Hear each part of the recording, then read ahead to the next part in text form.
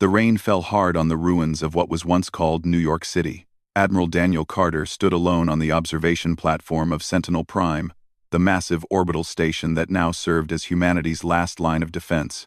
He watched the blue and green planet below, scarred and wounded but still alive. Still fighting. Just like him. 300 years ago, humans had looked up at the stars with wonder and hope. They had dreamed of meeting other beings, of joining a community of intelligent life, of exploring the infinite darkness together. Those dreams had died screaming in fire and blood. The Velrath came first in the year 2251. They were tall creatures with gray skin and 4 arms. And they had no interest in communication or trade. They wanted Earth's water, its minerals, and its location. They burned Europe in 3 days. Paris, London, Berlin, and Rome became ash and memory. 2 billion humans died before Earth's primitive weapons finally drove them back. Humanity rebuilt. They learned. They prepared. The Crix Collective arrived 40 years later. These were smaller beings, insectoid and cold, operating with a hive mind that saw individual life as meaningless. They did not want Earth's resources. They wanted slaves. They captured millions of humans and took them to distant worlds to work in mines and factories until their bodies broke. The war lasted 12 years. When it ended, another 3 billion humans were gone, either dead or lost forever among the stars. Again, humanity rebuilt. Again, they learned. Again, they prepared. The Zorani Empire struck in 2298. They were the worst of all. They did not want resources or slaves. They wanted to test their weapons. Earth was nothing to them but a convenient target, a primitive world where they could practice new methods of destruction. They bombarded North America with plasma fire that turned cities into glass. They released biological agents that poisoned the oceans. They laughed at humanity's attempts to fight back. Admiral Carter had been a young officer during the Zorani War. He remembered the day his wife and 2 daughters died, when the enemy fleet fired on the refugee ships fleeing the continent. He remembered holding the melted dog tags that were all that remained of his family. He remembered the rage that filled his heart, a rage that had never left him. The Zorani War ended not because humanity won, but because the Zorani grew bored. They left Earth broken and bleeding, promising to return someday to finish what they started. Now it was 2347. 49 years had passed since the last invasion. Earth's population had fallen from 12 billion to just under 3 billion survivors. Entire generations had grown up knowing nothing but war, loss, and fear. Children learned to run to shelters before they learned to read. Every human alive had lost someone to the aliens, but something had changed in humanity during those dark years. The divisions that had once separated nations and peoples meant nothing now. There was only one tribe left. Human, and that tribe had been working in secret, in hidden facilities, deep underground and in shielded stations far from prying sensors. Commander Lisa Morgan walked up beside Admiral Carter on the observation deck. She was a small woman with sharp eyes and gray streaking through her dark hair. She had spent 20 years studying every piece of alien technology that humans had captured, every tactic the enemy had used, every weakness they had shown. "The council is ready for you," she said. Carter nodded, but did not move. "Do you remember what Earth looked like before the wars, Lisa?" "I was born during the Crix invasion," she replied. "I never saw it." "Green," Carter said quietly. "So green you could not believe it. Forests that stretched for thousands of miles. Cities full of lights and music, and people who worried about small things. Traffic and weather and what to have for dinner." He paused. "We will never have that world back." "No," Morgan agreed. "But maybe we can build something new. Something they can never take from us again." They walked together through the corridors of Sentinel Prime. Soldiers saluted as they passed. These were not the frightened defenders of earlier wars. These men and women had been trained from childhood for one purpose: to ensure that humanity would never be caught weak again. The council chamber was a circular room with seats for the 12 leaders who now governed what remained of human civilization. President Nathan Brooks sat at the head of the table. He was an older man with kind eyes that had seen too much death. Beside him sat Dr. Kevin Walsh, a thin man with nervous hands who led Earth's most secret research program. "Admiral Carter," President Brooks said, "please sit. We have much to discuss." Carter took his seat. The holographic display in the center of the table flickered to life, showing star maps and tactical data. "Our long-range sensors have detected movement," Brooks continued. "Multiple alien species are gathering at the edge of known space. Intelligence suggests they are forming a coalition." "Against us?" Carter asked, though he already knew the answer. "Against us," Brooks confirmed. "They call themselves the Hegemony of Seven. 7 different species united by a single belief: that humanity is too dangerous to be allowed to exist." Silence filled the room. This was not unexpected. Humanity's survival against 3 invasions had not gone unnoticed. The galaxy was starting to realize that the small blue world refused to die. Dr. Walsh cleared his throat. "This brings us to Project Omega." The holographic display changed, showing schematics that made even Admiral Carter's heart beat faster. Weapons that could collapse stars, nanite swarms that could devour planets, antimatter devices that could crack worlds open like eggs. "We have spent 40 years preparing for this moment," Walsh said. "While the galaxy thought we were broken and defeated, we were building. We took their technology and made it better. We studied their weaknesses and created weapons to exploit them. We are no longer prey, ladies and gentlemen. We have become something else entirely." President Brooks looked around the table. "The question before us is simple. Do we reveal what we have become? Or do we keep our power hidden and hope the hegemony leaves us alone?"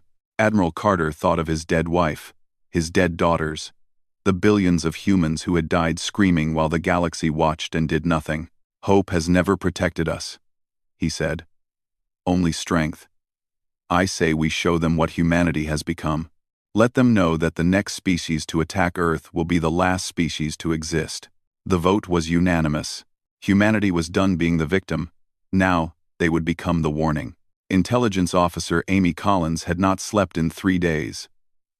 She sat in the dark communications center deep within Sentinel Prime, surrounded by screens that displayed intercepted alien transmissions.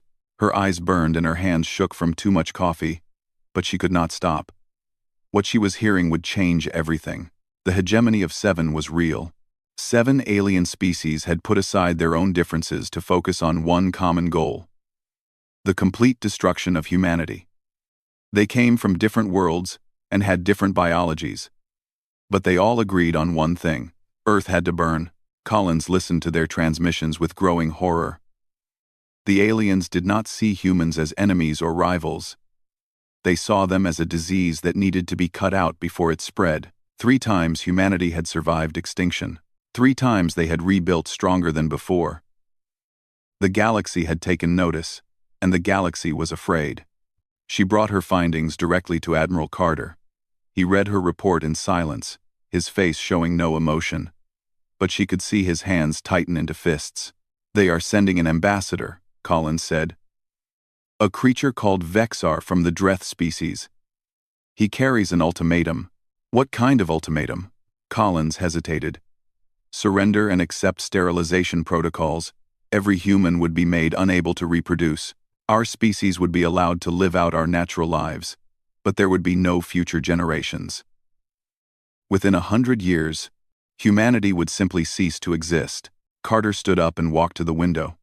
Outside, Earth turned slowly in the darkness, beautiful and wounded. "And if we refuse? Total destruction." They have assembled a fleet of over 8,000 warships, more than all 3 previous invasions combined. The ambassador arrived 2 days later.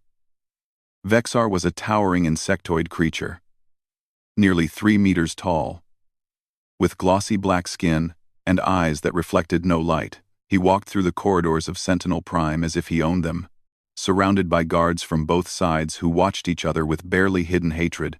President Brooks received him in the council chamber.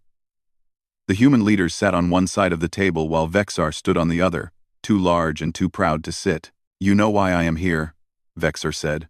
His voice was a harsh clicking sound that the translation devices turned into words. The hegemony has grown tired of your existence. 3 times you have been given the mercy of destruction. And 3 times you have crawled back like insects from under a rock. Commander Morgan stepped forward. Mercy? You call the murder of 9 billion people mercy? Vexar's mandibles clicked in what might have been amusement. You are a young species, violent, unpredictable. Every time we look away, you grow stronger. Every time we assume you are finished, you surprise us. The hegemony has decided that this cannot continue. President Brooks spoke calmly. What are your terms? Complete surrender. Immediate sterilization of all humans capable of reproduction. Dismantling of all military vessels and weapons. Earth will become a managed preserve, where your remaining population will live out their days in comfort. Watched over by hegemony caretakers. In 1 century, perhaps less, the human problem will solve itself. The room was silent. Carter could feel the rage building in every human present. A cold fury that went beyond words. And if we refuse? Brooks asked. Then the fleet waiting at the edge of your system will reduce your world to molten slag. Your species will end in fire rather than peace. The choice is yours. Brooks nodded slowly. He looked at Admiral Carter, then at Dr. Walsh. Something passed between them, a silent communication born of years of planning for exactly this moment. Ambassador Vexar, Brooks said, I would like to show you something before you leave. A small demonstration of human hospitality. Vexar's eyes narrowed with suspicion, but curiosity won. He followed the human leaders to a sealed laboratory deep in the station's core. Armed guards stood at every door, and the security protocols required multiple confirmations to pass. Dr. Walsh led them to a viewing chamber that looked into a containment field. Inside the field, a small sphere of light pulsed and swirled, impossibly bright. Do you know what that is? Walsh asked. A power source of some kind. Vexar said dismissively. Impressive for your level of development, but hardly threatening. That, Walsh said quietly, is a miniature star. We created it, and we can make it do this. He pressed a button on his console. The sphere of light collapsed inward, shrinking to a point of absolute darkness before exploding outward in a flash of incredible violence. The containment field held, but barely. Alarms screamed throughout the station. That was a controlled stellar collapse, Walsh continued. A miniature supernova. We have weapons that can do this to any star in the galaxy. Your homeworld orbits a star, Ambassador. So does every world belonging to every member of the hegemony. Vexar stood frozen. For the first time, something like fear crossed his alien features. President Brooks stepped forward. We have more. Nanite swarms that can consume a planet's surface in days. Antimatter bombs that can crack a world's crust open. Graviton beams that can tear ships apart at the atomic level. We have been preparing for 40 years, Ambassador. While your hegemony thought we were broken, we were building. He leaned close to the towering alien. Go back to your masters. Tell them this. Humanity will not surrender. We will not submit to sterilization or extinction. And if your fleet attacks our world, we will not just defend ourselves. We will reach out across the stars and burn every homeworld of every species that participates. There will be no negotiation, no second chances, no mercy. You wanted to see what humanity has become? Now you know. Vexar said nothing. He turned and walked out of the laboratory, his guards scrambling to follow. Commander Morgan watched him go. Do you think he believed us? Admiral Carter shook his head. It does not matter if he believes us. It matters if his masters believe him. And if they do not, we will have to show them. Dr. Walsh looked at the now empty containment field. I almost hope they attack. After what they did to us, after 9 billion dead, I almost hope they give us a reason. President Brooks put a hand on his shoulder. That is the darkness talking, Kevin. We do not want this. We have never wanted this. But if they come, we will do what we must. Not for revenge. For survival. Tenanted. The message had been sent. Now humanity waited to see if the galaxy would listen. The hegemony did not believe. 2 weeks after Ambassador Vexar returned to his masters, Fleet Commander Xyrith made a decision that would change the fate of the galaxy. He was a creature of scales and fury, a veteran of 100 campaigns against lesser species. In his long life, he had never encountered a threat he could not crush. The idea that a primitive species like humanity could pose any real danger seemed laughable to him. "They are bluffing," Xyrith told the assembled hegemony leaders. "These humans are clever with words and tricks. They showed our ambassador a light display and expected us to tremble. I will not tremble before animals." The other leaders were not so certain. The memory of the contained supernova troubled them. But Xyrith had won many wars, and his confidence was persuasive. "Send a small force," he proposed. 50 ships to destroy their lunar colonies. If they truly have these weapons, they will use them. If they do not, we will know it was all deception. The hegemony agreed. 50 warships broke away from the main fleet and began their approach toward human space. Lieutenant Commander Ryan Peters saw them coming long before they arrived. He commanded the defense squadron stationed near Luna, Earth's moon. His ships were small compared to the alien vessels, but they carried weapons that had never been tested in actual combat. He hoped he would not have to use them. Enemy fleet entering weapons range in 20 minutes. His tactical officer reported. Peters opened a channel to Sentinel Prime. Admiral Carter's face appeared on his screen, calm and steady. "Admiral, I count 50 enemy vessels approaching the lunar perimeter. What are my orders?" "Give them one warning," Carter said. "Exactly one. Tell them to turn back or face destruction. When they ignore you, activate the orbital platforms and show them what we have built." "Understood, sir." Peters paused. "Admiral, are we certain about this? Once we show them our capabilities, there is no going back." Carter's eyes held a sadness that Peters recognized. Every human who had survived the wars carried that same look. "There was never any going back, son. The moment they sent those ships, they made their choice. Now, we make ours." Peters broadcast the warning on all frequencies. He spoke in clear, simple terms that the alien translators would have no trouble understanding. The lunar colonies were under Earth's protection. Any ship that continued its approach would be fired upon and destroyed. This was their only warning. The alien fleet did not even slow down. "They think we are bluffing," Peters said quietly. "They have no idea." He gave the order. Along the lunar surface, hidden platforms rose from the dust that had covered them for decades. These were not the primitive weapons that humanity had used in the earlier wars. These were something new, something born from human genius and alien technology merged together with rage and purpose. The graviton beams struck first. Invisible waves of compressed gravity tore through the alien formation, crushing ships as if they were made of paper. Hulls collapsed inward, engines exploded, crews died without ever seeing what killed them. Then came the antimatter pulse cannons. Bright streams of pure annihilation reached across the void and touched alien metal. And where they touched, nothing remained. Not wreckage, not debris, just empty space where ships had been a moment before. 50 alien warships, 3 minutes, complete destruction. Peters watched the tactical display as the last enemy signatures disappeared. His hands were shaking. He had just killed thousands of living beings, and he felt nothing but cold satisfaction. "Sentinel Prime, this is Luna Defense. Enemy fleet has been eliminated. No survivors." Admiral Carter acknowledged the report. Then he turned to President Brooks. "They know we were not bluffing about our defense capabilities, but defense alone will not stop them. They will simply send more ships, more weapons, until they wear us down through numbers. We need to show them what happens when they attack." Brooks closed his eyes. He had hoped it would not come to this. "Project Omega, Secondary Protocol.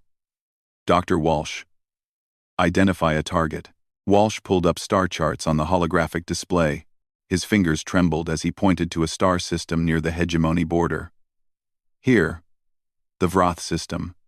The hegemony uses it as a supply depot and staging area. 3 planets, 2 moons, no significant civilian population, mostly automated facilities. Do it, Brooks said. The Starkiller weapon had been hidden aboard a cargo vessel that had slipped out of human space years ago, waiting for this moment. Walsh sent the activation signal. Across the vast distance between stars, a device no larger than a human fist received the command and began its work. The star at the center of the Vrath system was old and stable, burning steadily as it had for billions of years. The device created a tiny point of gravitational collapse at the star's core. Like a seed of destruction planted in the heart of a giant, it began to grow. Within hours, the star's light began to fluctuate. Every observatory in the galaxy that was watching saw it happen. The hegemony scrambled to evacuate their depot, but there was no time. The gravitational seed reached critical mass, and the star collapsed. For one brief instant, the Vrath star shrank to the size of a planet. Then it exploded outward with violence that could be seen across light years. The 3 planets were vaporized instantly. The 2 moons followed a moment later. The supply depot, the ships in orbit, the automated factories. All of it was swept away in a wave of fire and radiation that would continue expanding for centuries. Commander Morgan stood before a communications console on Sentinel Prime. Every frequency in the galaxy was open. Every species that could receive signals would hear what she was about to say. This is Commander Lisa Morgan of the United Earth Defense Fleet. You have just witnessed the destruction of the Vrath system. This was not an accident. This was not a natural phenomenon. This was humanity's response to the attack on our lunar colonies. She paused, letting the weight of her words settle across the stars. Let me be clear about what you are seeing. Earth has weapons that can destroy any star in this galaxy. We have placed automated systems throughout known space, devices that will activate if Earth is threatened or destroyed. These are not empty threats. This is not a bluff. The hegemony has tested our resolve, and now they have seen our power. Her voice grew harder. We did not want this. For 300 years, we reached out in friendship and received only war. We asked for peace and received only death. 9 billion of our people were killed while the galaxy watched and did nothing. Those days are over. She delivered the final warning. Any species that attacks Earth will face not just defeat, but extinction. We will burn your homeworlds. We will collapse your stars. We will hunt down every colony and outpost until nothing remains. This is not revenge. This is survival. You have made us into what we are. Now live with the consequences. The transmission ended. Across the galaxy, trillions of beings watched the recordings of the Vrath supernova and felt something that many of them had never experienced before: fear of humanity. The Galactic Council met in emergency session for the first time in 3,000 years. The council was made up of the elder races, species that had achieved space travel when humanity's ancestors were still living in caves. They had watched the younger species rise and fall with detached interest, rarely interfering, considering themselves above the conflicts of lesser beings. Now they were terrified. The great chamber on the neutral world of Kyrath Prime filled with representatives from 200 species. Holographic projections showed others who could not attend in person. All of them had seen the recordings of the Vrath supernova. All of them understood what it meant. Earth had sent a single representative. Ambassador Scott Davidson walked into the chamber with slow, deliberate steps. He was a tall man in his 60s, with silver hair and a face marked by old scars. Both of his legs had been lost during the Zorani War, replaced with cybernetic limbs that clicked softly against the stone floor. He carried no weapons, brought no guards. He did not need them. The eldest speaker, a being of living crystal that had existed for 10,000 years, addressed him first. Human representative, you stand before this council accused of crimes against the galactic peace. The destruction of an entire star system is an act of unprecedented violence. How do you answer these accusations? Davidson looked around the chamber at the alien faces watching him. Some showed anger. Others showed fear. A few showed something that might have been respect. I answer with a question of my own, he said, His voice was calm but carried the weight of centuries of suffering. Where was this council when the Velrath burned Europe? Where was the galactic peace when 2 billion humans died screaming? The chamber fell silent. I will tell you where you were. Davidson continued. You were here. In chambers like this one. Watching from a safe distance. You issued statements. You expressed concern. You did nothing. He pulled a small device from his pocket and activated it. A holographic display appeared above his head, showing images that made several alien representatives look away in horror. Mass graves stretching to the horizon, children with radiation burns crying for parents who would never come. Cities reduced to glass and ash. When the Cricks came, you did nothing. When they took millions of our people as slaves, you did nothing. When they worked them to death in your mines and factories, you did nothing. Some of your own species bought human slaves from the Cricks. Do not think we have forgotten. The eldest speaker's crystal form pulsed with agitation. Those were different times. The council had no jurisdiction. No jurisdiction? Davidson repeated. 9 billion dead, and you had no jurisdiction. But now, when we finally defend ourselves, now you call an emergency session. Now you speak of galactic peace. Do you understand how that looks to us? Dr. Michelle Torres stepped forward. She was Earth's chief diplomat, a woman who had spent her life studying alien cultures and seeking common ground. But there was steel in her voice now. We did not come here to argue about the past. The past cannot be changed. We came here to discuss the future. She looked at the hegemony representatives, who sat in a cluster on the far side of the chamber. The hegemony of 7 sent a fleet to attack our lunar colonies. We destroyed that fleet. They tested our resolve, and they found it strong. The hegemony delegate, a creature of flowing tendrils and pulsing lights, rose to speak. You destroyed a star system. You murdered billions of computational units and automated systems. You have proven that humanity is exactly what we claimed, a dangerous, violent species that must be eliminated. We destroyed a military depot, Torres replied. A staging area for further attacks against our world. There were no civilian populations in the Vroth system. We chose our target carefully. We do not wish to kill unnecessarily, but we will not be victims again. Another elder race representative spoke up, a being that looked like a cloud of colored gas. What is it that humanity wants? Conquest? Empire? Do you seek to rule the galaxy through fear? Ambassador Davidson shook his head. We want what we have always wanted. To live in peace. To raise our children without fear. To explore the stars and learn their wonders. We reached out in friendship 300 years ago. Your galaxy answered with fire and blood. He stepped closer to the center of the chamber, his cybernetic legs carrying him with mechanical precision. We offer a covenant. A simple agreement that asks nothing unreasonable. Any species that pledges non-aggression toward humanity will be protected by our power. We will defend your worlds as we defend our own. Any species that attacks us will face extinction. Not punishment. Not reparations. Extinction. The chamber erupted in voices, all speaking at once. The eldest speaker called for order, but it was several minutes before silence returned. You ask us to accept a threat as a peace offering, the crystal being said. We ask you to accept reality, Davidson replied. The reality is that Earth has weapons that can end any civilization in this galaxy. We have hidden them across known space, in places you will never find. If Earth is destroyed, they will activate automatically. This is not something we wanted. This is something you forced us to create. End quote. Torres addressed the chamber. The choice is simple. Peace or mutual destruction. We prefer peace, but we will not beg for it. We will not negotiate from weakness. Those days are over forever. One by one, species began to step forward. The Mithrani, a peaceful race of scholars, were the first.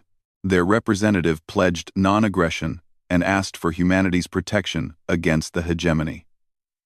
Others followed. The Vreen, the Solari, the Kesthi, dozens of species who had watched humanity's suffering and felt shame at their own inaction. 3 of the 7 hegemony members quietly withdrew from the coalition.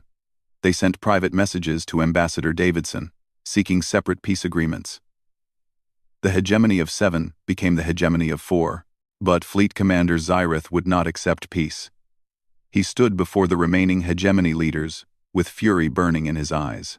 "They have made us look weak," he snarled. "They have destroyed one of our systems and faced no consequences. If we accept this peace, every species in the galaxy will think they can defy us. We must destroy Earth. We must prove that the hegemony cannot be threatened." The 4 remaining hegemony species agreed. They began gathering their fleets for a final assault. Every ship, every weapon, every soldier would be committed to this attack. Word reached Earth within days. President Brooks received the intelligence report with a heavy heart. "How many ships?" he asked. "Over 10,000, Admiral Carter replied. "It is the largest fleet ever assembled in galactic history. They are coming with everything they have." Brooks looked out at the stars. "Then we will end this. One way or another, we will end this." Commander Morgan stood beside him. "Sir, if we use Project Omega against their homeworlds, billions will die. Not soldiers. Civilians. Children." "I know," Brooks said quietly. "I know. But if we do not, our children die instead. Our species dies. Everything we have survived, everything we have built, all of it dies." He turned to face her. "I do not want this, Lisa. I have never wanted this. But they will not stop. The hegemony will never stop until one of us is extinct. I choose for it not to be us." The final preparations began. Earth would make one last attempt at peace. And if that failed, the galaxy would burn. The hegemony fleet arrived at the edge of human space on a day that would be remembered for the rest of galactic history. 10,000 warships stretched across the darkness like a wall of death, their weapons charged and ready. Fleet Commander Zyrith stood on the bridge of his flagship, watching Earth grow larger in his view screen. "Today we end the human threat forever," he announced to his fleet. "No mercy, no prisoners. We burn their world and salt the ashes." On Sentinel Prime, Admiral Carter watched the enemy approach with tired eyes. He had been awake for 3 days, coordinating defenses and hoping against hope that this moment would never come. Beside him, Commander Morgan ran through final system checks. "All orbital platforms active," she reported. "Ground-based weapons ready. Project Omega devices in position around all 4 hegemony homeworlds. We are as prepared as we will ever be." President Brooks joined them on the command deck. He looked older than he had a year ago, worn down by the weight of decisions that no human should ever have to make. In his hand, he held a small communication device. "One last try," he said. "I have to try one more time." He opened a channel to the hegemony flagship. Fleet Commander Zyrith's face appeared on the screen, filled with contempt and confidence. "Human leader," Zyrith said. "Have you called to surrender? It is too late for that now. Your species ends today." Brooks spoke slowly, choosing each word with care. "Fleet Commander, I am asking you to turn back. Not as a leader begging for mercy, but as one intelligent being to another. You know what we have. You have seen what we can do. If you attack Earth, we will destroy your homeworlds.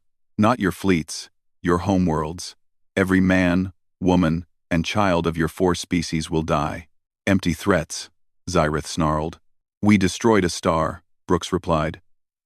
"Does that seem empty to you? We have devices in position around your suns right now. Automated systems that will activate the moment your fleet fires on Earth. There is no way to stop them, no way to find them, no way to prevent what happens next." For the first time, something flickered in Zyrith's eyes. Doubt, fear. But his pride was stronger than his wisdom. "You are bluffing. You do not have the strength to destroy 4 civilizations." Brooks shook his head sadly. "I wish I were bluffing. I truly do. I do not want billions to die. I do not want your children to burn. But you have left us no choice. 300 years ago, we came to the stars in peace. Your galaxy answered with genocide. We have lost 9 billion of our people. We have buried our children in mass graves. We have rebuilt from ashes 3 times. We will not do it again. He leaned forward, his voice hard as iron. Turn back, Fleet Commander. Turn back and live. Attack. And you will be remembered as the fool who destroyed 4 species because he could not accept that humanity refused to die. Xyrith ended the communication. For a long moment, the fleet hung motionless in space. On Earth, millions of people looked up at the sky and prayed to whatever gods they believed in. Then Xyrith gave the order to attack. The first wave of missiles launched toward Earth. Thousands of weapons streaked across the void, each one capable of destroying a city. Behind them came the fleet, all 10,000 ships moving forward as one. God forgive us, President Brooks whispered. Then he gave the order that would change the galaxy forever. Activate Project Omega. Across 4 distant star systems, devices that had waited for years received their final commands. They were small things, no larger than a human fist. But they carried the power of dying stars. One by one, they began their work. The hegemony homeworlds never saw it coming. The first sun began to pulse, its light flickering like a candle in the wind. Scientists on the surface looked up in confusion, then in horror as they realized what was happening. There was no time to evacuate, no time to say goodbye. The star collapsed and exploded, and 4 billion lives ended in an instant of fire. The second sun followed minutes later. Then the third. Then the fourth. In the space between stars, the hegemony fleet received the news. Communications officers screamed as reports flooded in. Homeworlds gone. Families gone. Everything gone. Fleet Commander Xyrith stood frozen on his bridge, watching the distant light of his own sun exploding across his view screen.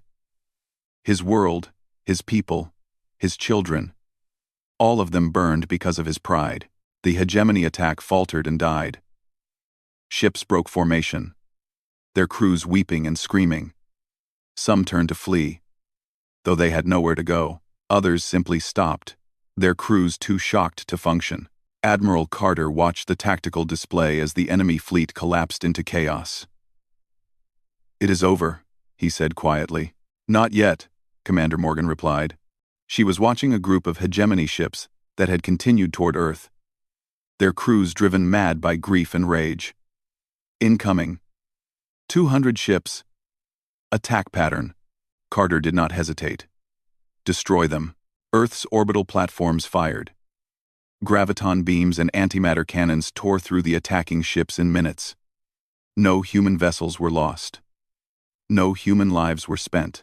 The rest of the hegemony fleet retreated, scattering in all directions. They had no homeworlds to return to, no civilization to rebuild. They were refugees now, survivors of a catastrophe they had brought upon themselves. In the command center of Sentinel Prime, no one celebrated. President Brooks sat with his head in his hands. Dr. Walsh stared at nothing, his face pale and empty. Commander Morgan put a hand on Admiral Carter's shoulder. Billions, she said softly. We killed billions. They gave us no choice, Carter replied, but his voice held no conviction, only exhaustion and sorrow. The galaxy fell silent after that day. Species that had watched humanity's struggle with detached interest now looked upon Earth with something approaching terror. The small blue world that had suffered so much had become the most dangerous place in known space. Ambassador Davidson addressed the Galactic Council one final time. His voice was heavy with grief for what humanity had been forced to become. We did not want this, he said. We never wanted this. For 300 years, we asked only for peace, for friendship, for the chance to join the community of intelligent life. We were answered with invasion after invasion, genocide after genocide. You made us into what we are. Never forget that. He looked around the chamber at the frightened faces of 200 species. But this can be a new beginning. The hegemony is gone. Their threat is ended. Any species that wishes to live in peace with humanity will find a friend, a protector, a partner in exploration and discovery. The choice is yours. Choose wisely. 50 years passed. Earth rebuilt for the final time. Cities rose from ruins. Forests grew over battlefields. Children were born who had never known war, who learned about the invasions only in history classes. Commander Lisa Morgan, now an old woman with white hair and gentle eyes, sat in a garden on the outskirts of New Seattle. Her granddaughter Sophie, 8 years old, played nearby. "Grandma," Sophie asked, "why did the aliens stop attacking us?" Morgan looked up at the sky, where stars were beginning to appear in the evening darkness. She thought about all the friends she had lost, all the lives she had taken, all the terrible choices that had brought humanity to this moment. "Because we showed them that peace was better than war," she said finally. "We did not want to hurt anyone, Sophie. We only wanted to be left alone. But sometimes, when people will not leave you alone, you have to show them what happens if they keep pushing." Sophie nodded seriously. "My teacher says we are the guardians of the galaxy now." "Something like that," Morgan agreed. "We watch over the younger species. We protect those who cannot protect themselves. We make sure that what happened to us never happens to anyone else." "That sounds like a good thing." Morgan pulled her granddaughter close. "It is, sweetheart. It is." At the edge of human space, where the darkness between stars stretched on forever, navigation beacons broadcast a message in every known language. Ships from 100 worlds passed those beacons every day, their crews reading the words that had become famous across the galaxy. "Welcome to Earth space. We come in peace. We ask only for peace. But if you bring war, know this: we will be the last enemy you ever face." Humanity had survived. Humanity had prevailed. And the galaxy would never forget the lesson that Earth had taught them. Some species are too stubborn, too determined, and too dangerous to destroy. The stars belonged to everyone now, and Earth watched over them all.